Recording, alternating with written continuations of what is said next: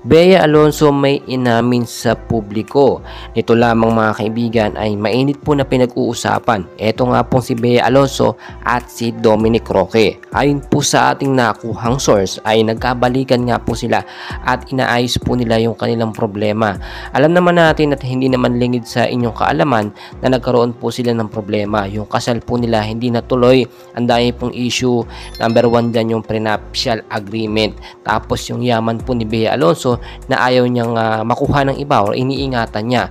At ganun man, nagtampo itong si Dominic Roque at alam na po natin yung mga issue.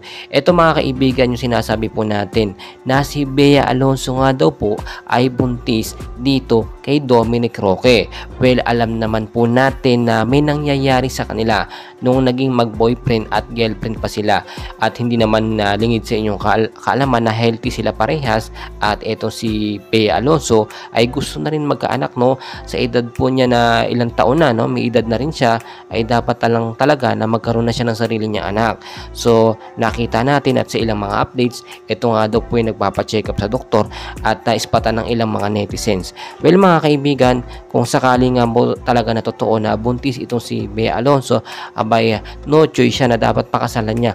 Ito nga pong si Dominic Roque para maging maayos po ang kanilang relasyon. Well mga kaibigan, kung titignan nyo, magandang balita ito kung sila po ay nagkabalikan dahil mabubuo ulit ang mga taga-suporta ni Bea De Leon at Dominic Roque. Kaya mga kaibigan, patuloy ko po kayong update and please huwag kalimutan mag-like and subscribe. Maraming